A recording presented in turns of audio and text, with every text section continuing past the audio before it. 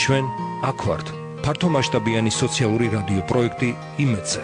ნინო მეუნარგიასთან ერთად. მოგესალმებით, ეთერშია გადაცემა ჩვენ აქ ვართ, მე ნინო ვარ მეუნარგია. ჩვენ აქ ვართ შეზღუდული შესაძლებლობების მქონე ადამიანები. თუმცა ბევრჯერ მithქვამს და კიდევ ერთხელ გავიმეორებ, რომ შეზღუდული შესაძლებლობები არ არსებობს. ეს არის გამოგონილი ფრაზა. დღევანდელი გადაცემაც ამის დასტურია და ჩემი სტუმრებიც ნამდვილად ამის დასტურნი ბრძანდებიან.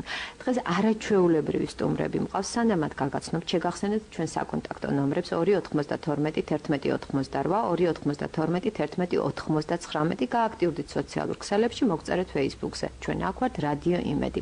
დღეს ჩემი გადაცემის სტუმრები არიან იაგო გორგოძე და ნიკა თვაური. ეს ადამიანები ეგრეთ წოდებული შეზღუდული შესაძლებლობების მქონე ადამიანები არიან, მაგრამ რაც მთავარი, სპორტსმენები. ეს ადამიანები ძალიან საინტერესო ცხოვრებით ცხოვრობენ. თან არაერთ საერთაშორისო ტურნირში მიუღიათ მონაწილეობა, გარკვეული მიღწევები აქვს და მე მინდა რომ თქვენ ისინი გაგაცნოთ. მოგესალმებით, ძალიან დიდი მადლობა ჩემს გადაცემაში სტუმრობისთვის. და პირველ რიგში იაგო, თქვენ მოგმართავთ.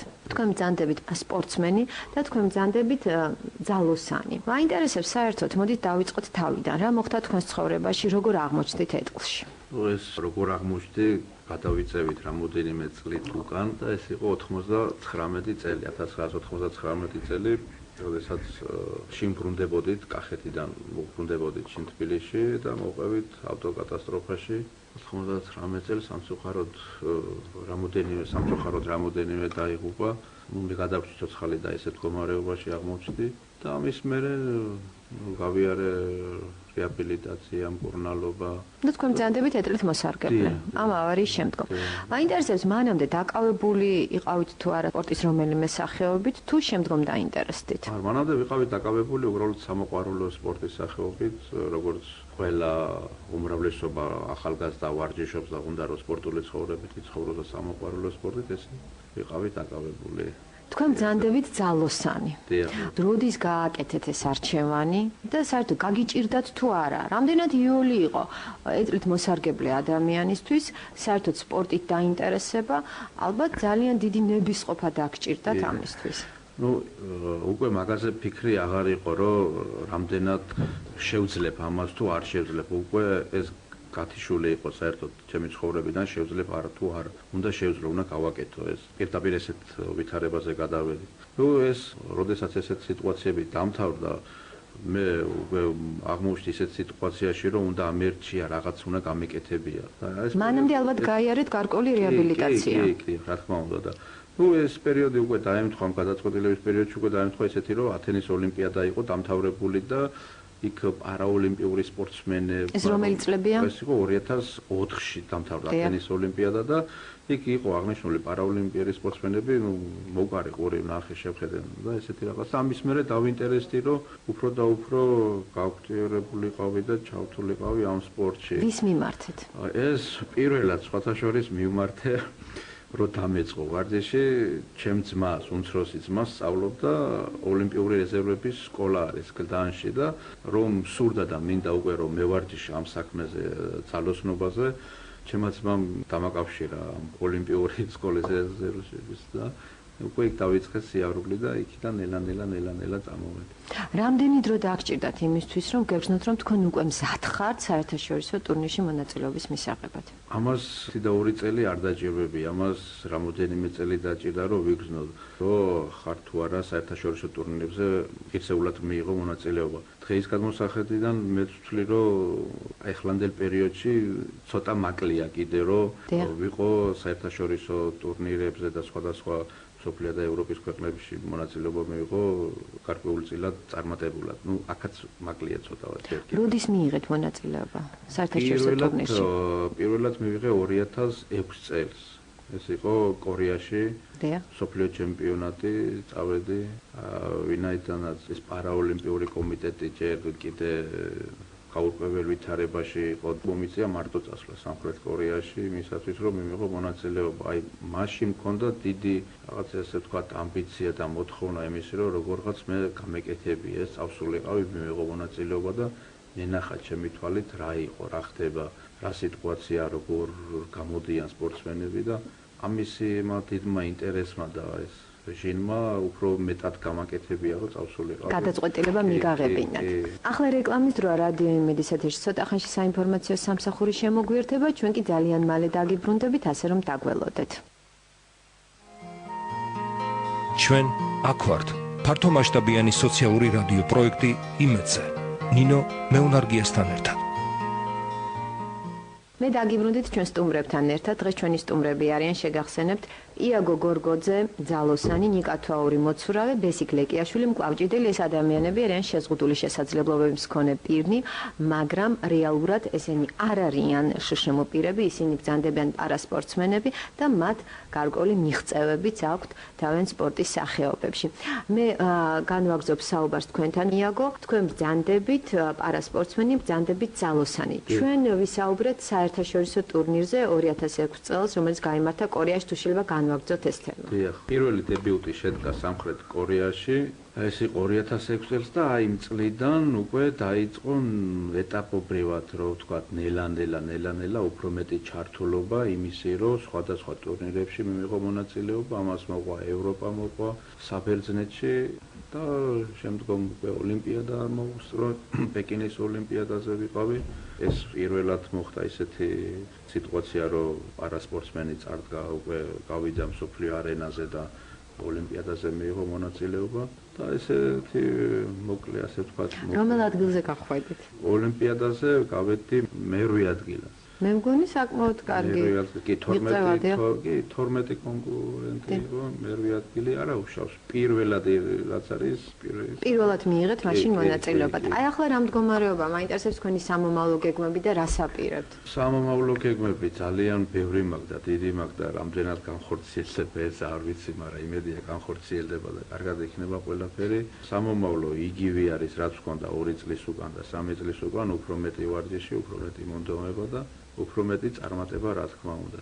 იაგო, გისურვებთ წარმატებას. დიდი მადლობა. და მე ვიცი, რომ თქვენ საქართველოს ნამდვილად ასახელებთ. ვეცდები.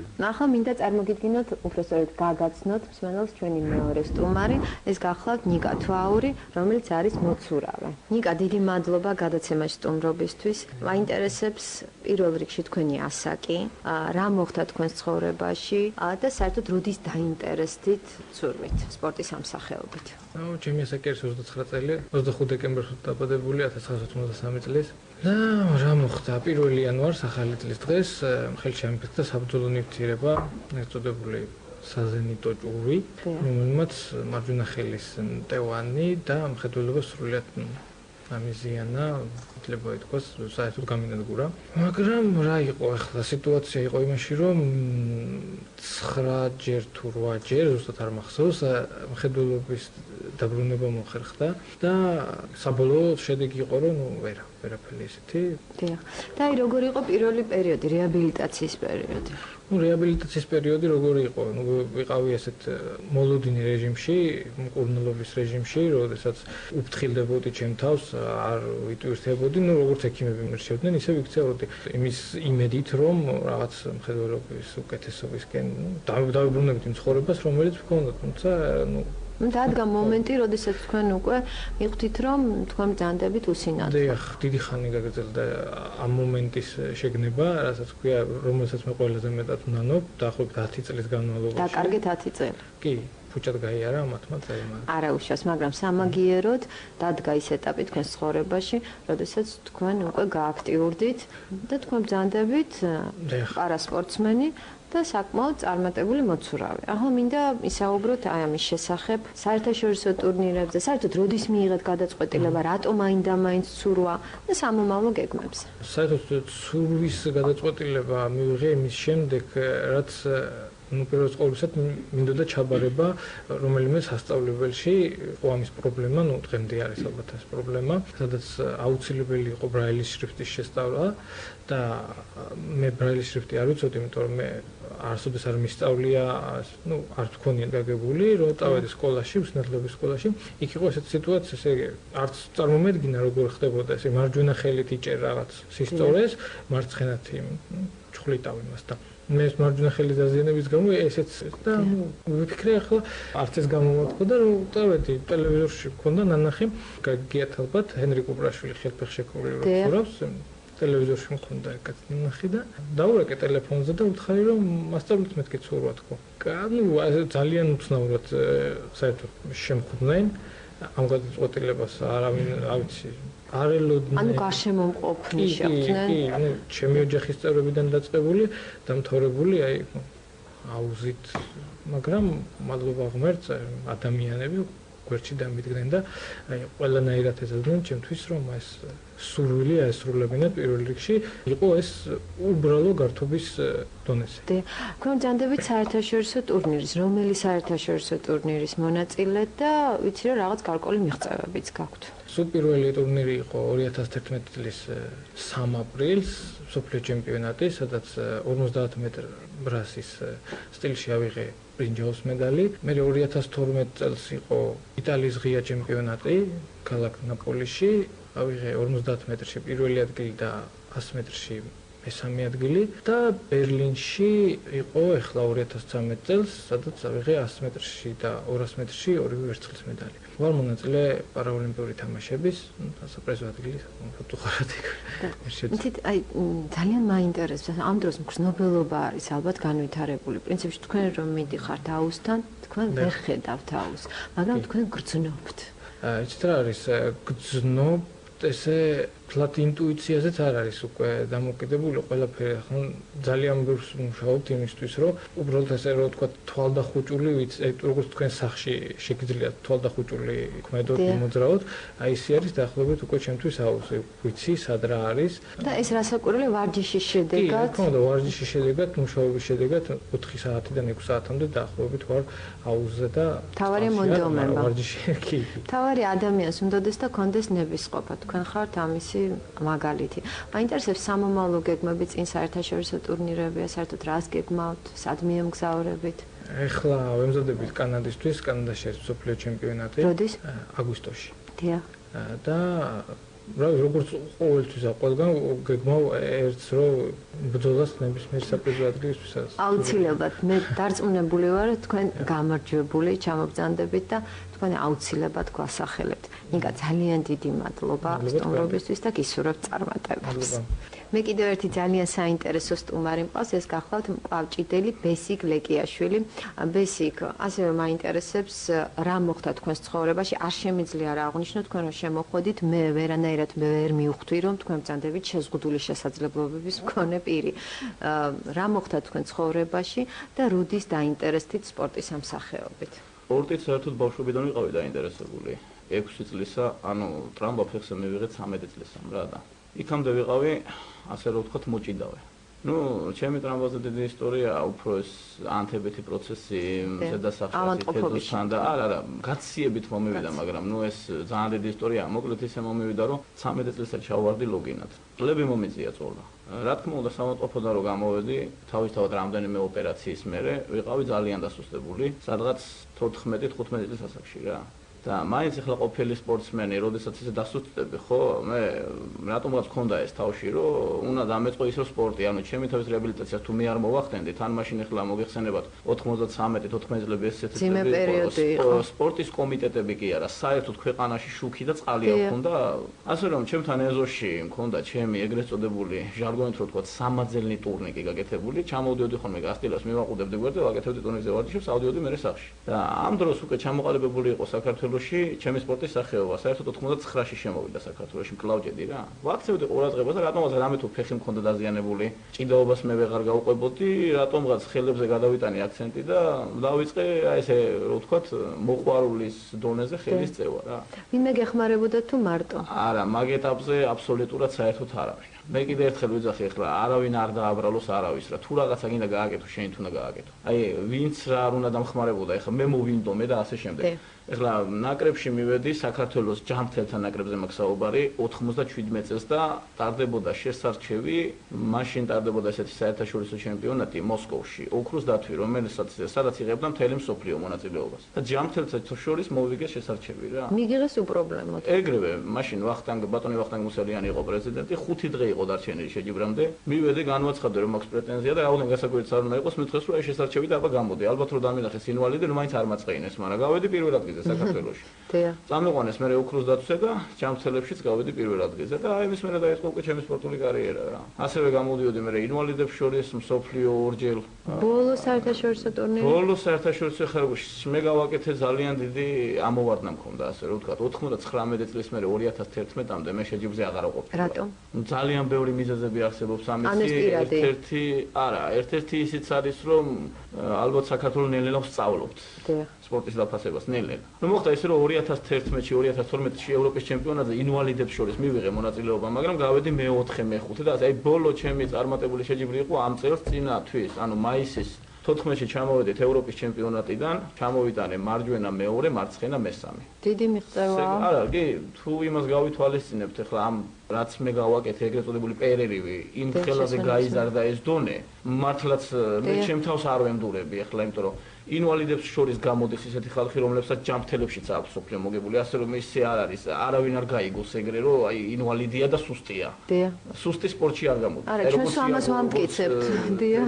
ნიკა, კი, არ უნდა მაგას ტკიცება ახლა, გადახედონ მონაცემებს ყველა უნდა მიხვდებიან იქ რა როგორი დონე. სამწუხაროდ გვიწევს ხოლმე მტკიცება, მაგრამ უკვე მე მგონი ის პერიოდი დადგა, როდესაც ადამიანებმა გაიგეს და საზოგადოების ცნობიერება უკვე ამაღლდა. ბევრი ჩახედული ამ საქმეში და დიახ, ჩვენ უნდა ჩავახედოთ. თავისთავად, ეგ თავისთავად. ნუ გეგმა სექტემბერში მაქვს სოფლიო ჩემპიონატი და ვნახოთ ახლა ვერ დავიწყებ იმის ტრაპეზს. სად მიემგზავრებით? პოლონეთში ტარდება.